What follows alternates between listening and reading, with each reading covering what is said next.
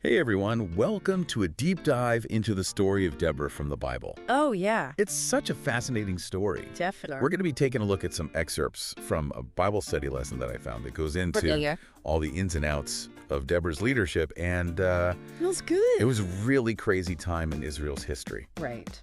So there's so much to uncover here. Absolutely. I mean, we're talking about a woman leading in a time and a culture that was totally dominated by men. Yeah. And not just leading, she's orchestrating a military victory. As a prophetess. Yes, Yeah. Prophetess. The story is just jam-packed with action and intrigue and Oh, yeah. deeper meaning. It's a story that still speaks to us today. Absolutely. I mean, it's as relevant now as it was thousands of years ago. Totally. And what always strikes me is how Deborah's leadership just, shattered the norms of her time. Yes. You know, she faced all these crazy challenges, but she just delivered God's word boldly, and her legacy, it still inspires. It really does. So the lesson starts by setting the stage. Okay. It takes us to the book of Judges, Yeah. to a time when the Israelites had fallen into a bit of a pattern. Ah. They'd turn away from God, things would go south, Right. they'd cry out for help, and God would be faithful and raise up a deliverer. Yeah. There'd be a period of peace, Mm-hmm. and then, the cycle would repeat. The cycle of apostasy. Exactly. That turning away from God, it's like this major theme in Judges. Oh, absolutely. It really shows how we, as humans, Mm. we tend to forget the source of our blessings. It's so easy to forget where those blessings come from. And we stray from what we know is right. Mm-hmm. And in this case, the consequence of their straying was pretty rough. It was. They end up under this oppressive rule. Right. King Jabin and his commander, Sisera. Jabin and Sisera, yeah.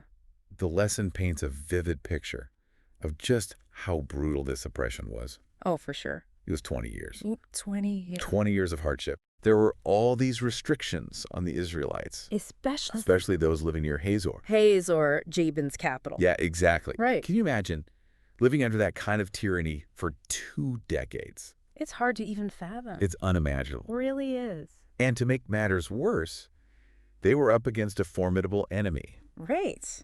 Sisera had this army, and get this, 900 iron chariots. Whoa, 900. 900. Those are like the tanks of the ancient world. I know. It's crazy to think about, right? That kind of firepower. Talk about a military advantage. Unstoppable almost. It's no wonder they felt completely overwhelmed. I can really imagine. So after 20 years of this, they finally cry out to God Makes sense. for help. Yeah. And that's where our heroine Deborah comes in. She enters the scene. Yes.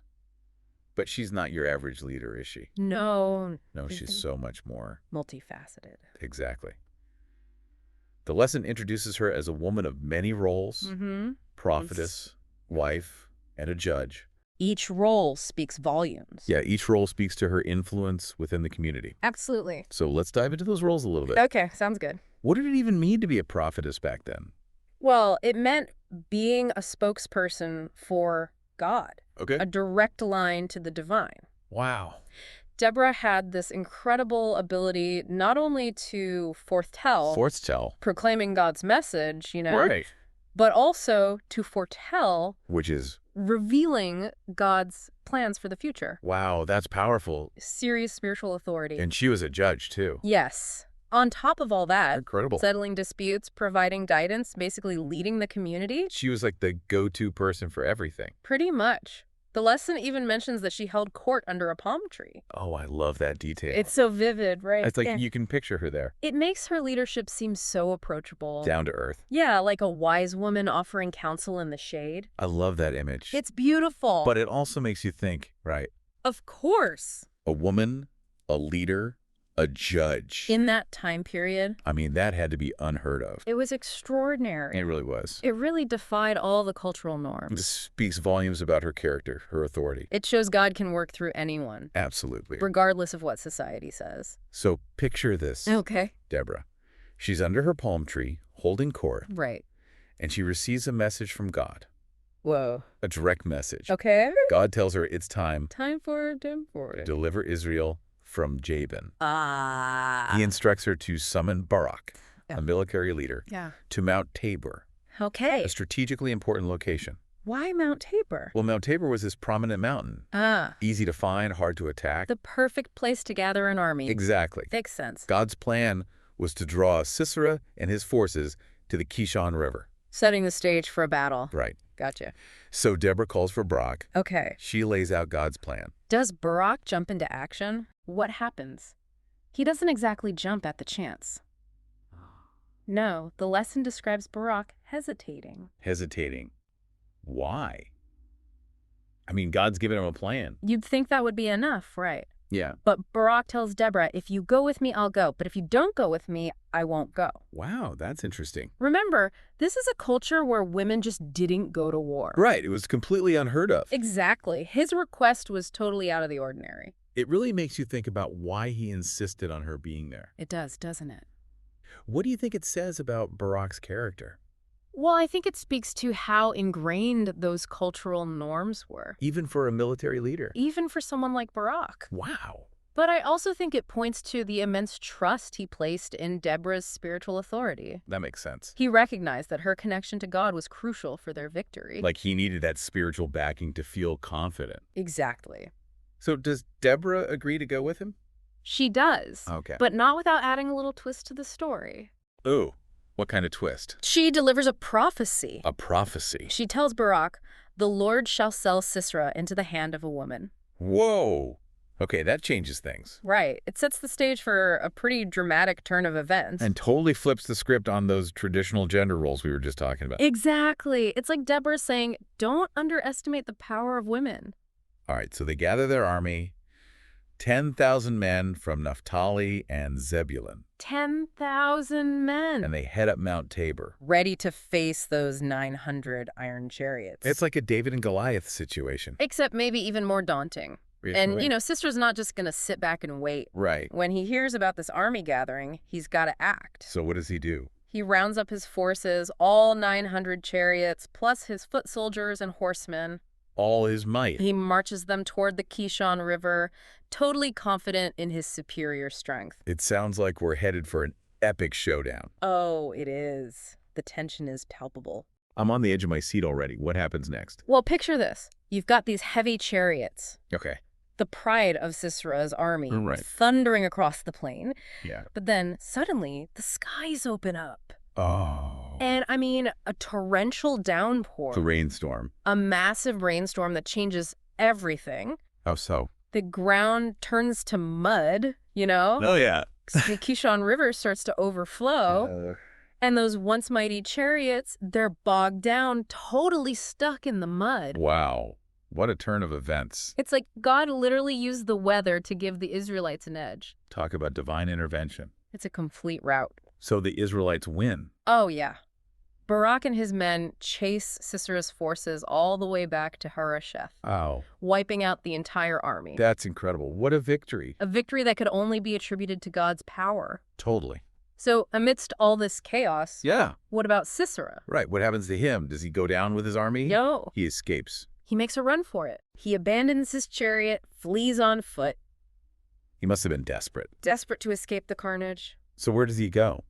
Remember Heber the Kenite? Oh, right.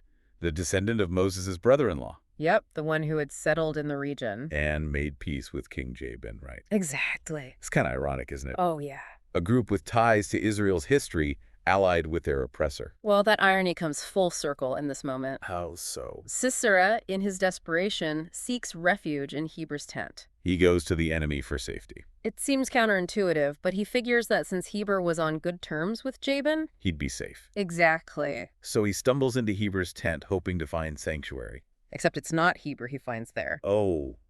Who's there? Jael, Jael, Heber's wife. Heber's wife. Okay, so Sisera's in Jael's tent. Exhausted, terrified, hoping to catch his breath.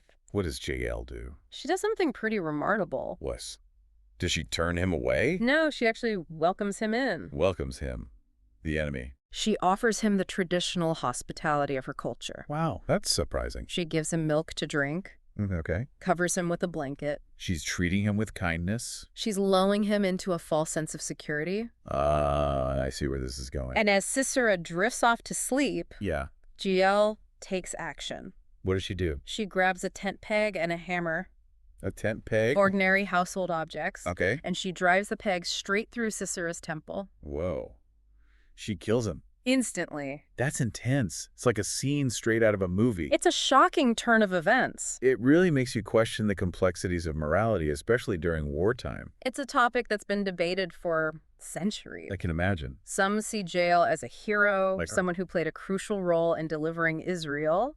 But others, Question her methods. the deception. Exactly. It's a complicated situation. It is. But one thing's for sure, Jael was incredibly courageous. Oh, absolutely. She acted decisively in a moment of crisis. And her actions fulfilled Deborah's prophecy. Exactly. Sisera is delivered into the hands of a woman. It's like the story is highlighting the unexpected ways that God works, It really is. using ordinary people to accomplish extraordinary things. That's the beauty of it, isn't it? It's inspiring.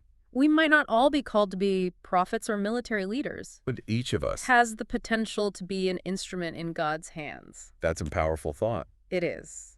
So after the battle, we have this famous song of Deborah. Ah. What's the significance of this song? Well, it's more than just a celebratory tune. I figured as much. It's a poetic retelling of the whole event. Like a victory anthem. Something like that. Okay. But it's also packed with theological insights and even some political commentary. Wow, it sounds like a multi-layered text. It really is. What does it tell us about Deborah's character? There's one verse that really stands out. What one? It says, "The inhabitants of the villages ceased, until that I, Deborah, arose, that I arose a mother in Israel." A mother in Israel. It emphasizes the transformative effect of her leadership. How so? It suggests that before Deborah stepped up, Yeah. people were living in fear, Makes sense. hiding in their villages, unable to resist Jabin's oppression. Deborah's courage inspired them. Exactly. Her guidance gave them the strength to rise up and fight for their freedom. It's like she embodies that motherly strength and protectiveness It's a testament to the impact one person can have. when they're filled with faith. And determination. Are there any other verses that stand out? Oh yeah, there's that line. Awake, awake, Deborah. Awake, awake, utter a song. That's a powerful one. What do you think it means? I see it as a call to action. Right. Deborah is like this spiritual awakener. Waking people up Yeah, reminding them of who they are. as God's people. Exactly. It's like she's saying, shake off the complacency, embrace your destiny. Fight for what's right. Mm. And it's not just about celebrating the victory, you know. It's deeper than that. The song also calls out those who hesitated. Who held back? Like, it's giving credit where credit is due Oh, for sure. and making it clear that God is the ultimate source of victory. The Israelites couldn't have won without God's intervention, Right, no matter how courageous they were, or how skilled they were in battle. it was God who gave them the victory. It's this beautiful interplay of divine power and human action. I love that. God using our willingness Uh-huh. combined with his supernatural power. It's a partnership. Exactly. We have an active role to play. It's not about sitting back and waiting for God to do everything. You got to be willing to step out in faith. And Deborah's story is such a powerful example of that. It challenges our assumptions about leadership, doesn't it? It really does. You know, you have this woman who defies all the cultural norms. Yeah, steps into a role meant for men. And leads her people to this incredible victory. It's so inspiring. It shows that true leadership isn't about gender or societal roles. It's about answering God's call. Stepping out in faith, inspiring others. Deborah was a wife, a prophetess, a judge, a military strategist. All in one. She broke the mold. She did. And Barak, even with his initial hesitation, He stepped up. he rose to the occasion. He became a key part of God's plan. And Jael, an ordinary woman, Found herself in a position to change everything. fulfilling a prophecy. In a way no one expected. It's incredible. It really shows that God can use anyone, Anyone regardless of background or limitations. to accomplish amazing things. He sees potential where we often see weakness. And it's not about being perfect or having all the answers. It's about being willing to say yes, Yes to God, even when it's scary. even when it doesn't make sense. Yeah, that's when faith kicks in. Deborah's story might be ancient history, but it's so relevant for us today. Yeah, absolutely. It's a call to action, a reminder that we each have a role to play in God's story. Like that line in the song, "Awake, awake, Deborah. Awake, awake, utter a song." It's like a wake-up call for all of us, To shake off the complacency. to step into who God created us to be. What do you think are the areas in our lives that need awakening? Ooh, that's a good one. Are we hiding in fear? Are we stuck in our comfort zones? Or are we willing to step out in faith? To be agents of change. To bring hope to a world that needs it? That's powerful. Those are questions we all need to wrestle with. And maybe in answering those questions, In embracing our callings. we'll find ourselves part of something much bigger Something amazing. than we ever imagined. So, to wrap things up, I want to leave you with this. Okay. What is God calling you to do? What mountains are you facing? What battles are you fighting? And what songs are you meant to sing May Deborah's story inspire you to embrace your purpose? to step boldly into the adventure that awaits. That's a great way to end our deep dive. Thanks for joining us. It's been a pleasure exploring this incredible story with you.